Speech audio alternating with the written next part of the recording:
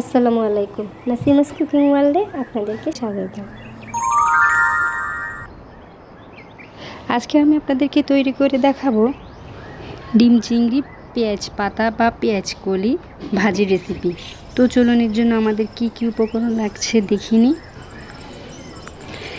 Spring onion বা পেঁয়াজ কলি নিয়েছি এবং আমি এগুলো ছোটো ছোটো করে টুকরো করে কেটে নিয়েছি।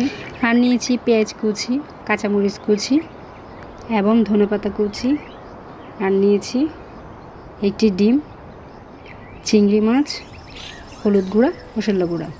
চুলা একটি পাতিল বসিয়ে দিয়েছি, তার মধ্যে দিয়ে দিয়েছি রেগুলার রান্নার তেল। এখন দিয়ে দিব পেঁয়াজ কুচি, কাঁচামরিচ কুচি দিয়ে তেল একটু ভেজে নেব। দিয়ে দিচ্ছি লবণ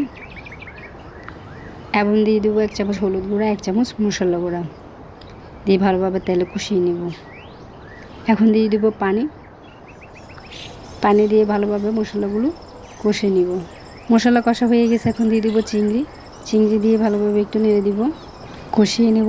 চিংড়ি কষা হয়ে গেছে, এখন দিয়ে দেবো স্প্রিং অনিয়ন বা পেঁয়াজের কলি দিয়ে ভালোভাবে নেড়ে দিব।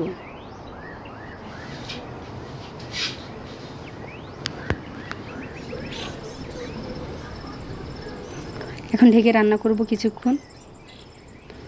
পেঁয়াজ কলি অলমোস্ট হয়ে গেছে, এখন দিয়ে দিব ডিম দিয়ে ভালোভাবে নেড়ে দিব।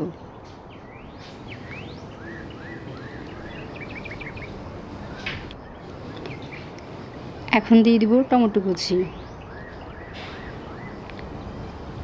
কুচি দিয়ে একটু নেড়ে দিয়ে দিব ধনেপাতা কুচি। আমাদের অলমোস্ট পেঁয়াজ কলি রান্না হয়ে গেছে, এখন নামিয়ে নেব। তৈরি হয়ে গেল ডিম চিংড়ি পেঁয়াজ কলি ভাজি। এই ভাজি রুটি বা ভাতের সাথে খেতে পারবেন। আমার এই রেসিপিটি আপনাদের কাছে কেমন লেগেছে অবশ্যই কমেন্ট করে জানাবেন। আমার ইউটিউব চ্যানেলে সাবস্ক্রাইব করবেন এবং ফেসবুক পেজে লাইক দিয়ে ফলো দিয়ে রাখবেন। ধন্যবাদ।